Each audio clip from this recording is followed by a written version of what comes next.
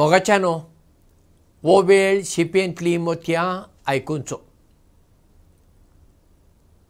खूब वर्सां आदीं इंग्लंडाच्या एका ल्हान गांवांत घडलेली ही काणी. त्या गांवांत दोग जाण भाव आसले आनी त्या गांवांत जायते मेंढरां राखपी मनीस आसले. ह्या दोगा भावांनी चड करून रातच्या वेळार वचून दुसऱ्यांची मेंढरां चोरप, चोरचेंच काम तांकां. आनी ती व्हरून खंय तरी पयस दुसऱ्या गांवांत व्हरून विकप. शेवटी एक दीस हे दोगूय जाण भाव मेंढरां चोरतना सांपडले. आतां त्या मेंढरां राखप्यांनी सगळ्यांनी मेळून एक थाराव घेतलो. हे आतां आमच्याच गांवचे मनीस,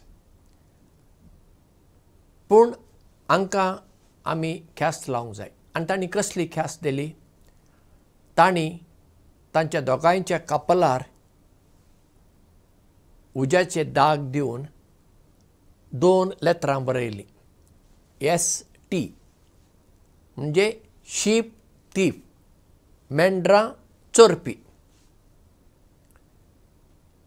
आतां तो दाग दितच तो उरलो ना. सगळ्या लोकांक समजता. एकटो भाव ताका खूब लज जाली आनी तो गांव सोडूनच गेलो आनी केन्नाच मागीर पाटी त्या गांवांत आयलो ना. वो दुसरो तरणाटो जो मेंढरां चोरतालो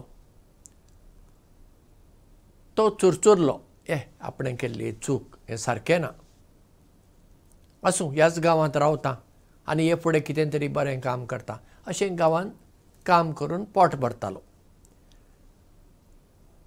दुसऱ्यांक ताची केन्ना गरज पडटना तो दुसऱ्यांच्या आदाराक वेतालो.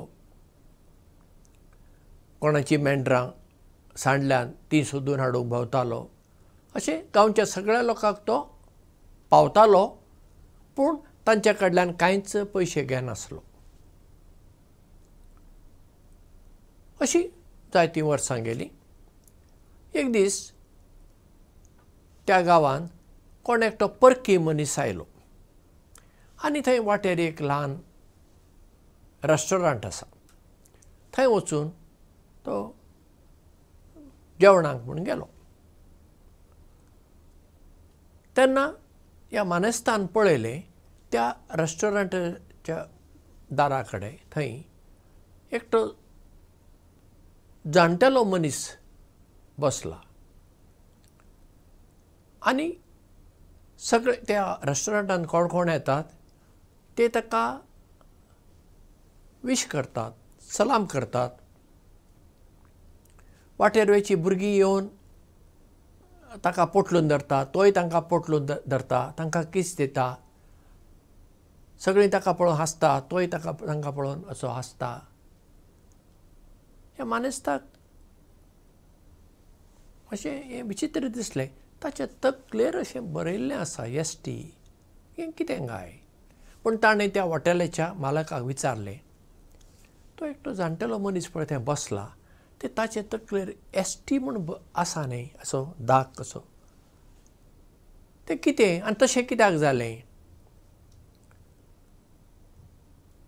तो हॉटेलाचो मनीस थोडो वेळ चिंतूंक लागलो आनी म्हणालो, तें कशें जालें म्हाका खबर ना, पूण म्हाका दिसता तें ST म्हणजे सेंट, म्हणजे सांत. एक्चुअली ST म्हणजे शीप थीफ, मेंढरां चोरपी. पूण त्या हॉटेलाच्या मालकाक खबर ना, कित्याक तो तरणाटो आनी हें घडलें खूब वर्सां आदीं. आनी जो चोर आसलो तो आतां बदल्ला आनी हाका लागून तो आतां सगळ्या मोगाचो, कित्याक तो आतां म्हातारो जाला. जिवितांत तो बदल्लो पळया. चूक जिवितांत सगळींच करतात, पूण चुकीक आमी प्राचीत करूंक आसा. आनी प्राचीत म्हणजे आमचें जिवीत आमी बदलून घेवंक आसा. चुकी करिनासतना कोणूच व्हड जाल्ली ना. ल्हान व्हड चुकी सगळींच करतात.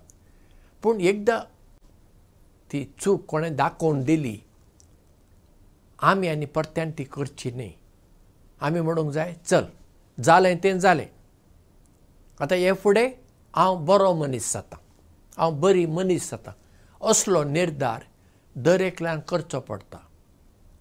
आतां चिंतूया आमच्या हातान एक दुदाचो ग्लास आसा, तो सकयल पडटा आनी दूद सगळें शिंपोवन गेलें.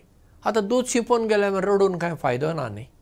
हे फुडें हातांतल्यान ग्लास पडचो न्ही हाची काळजी आमी घेता न्ही.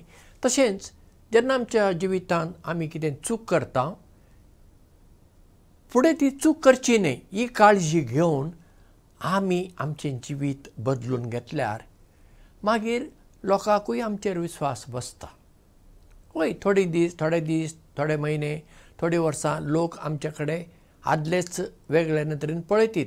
मागीर लोकूय बदलता, आमकां लागून लोकूय बदलता. म्हणटच जिवितांत चूक करता ताचे परस म्हत्वाची गजाल ते चुकींत थावन आमी कितें तरी शिकूंक जाय आनी फुडें वचूंक जाय.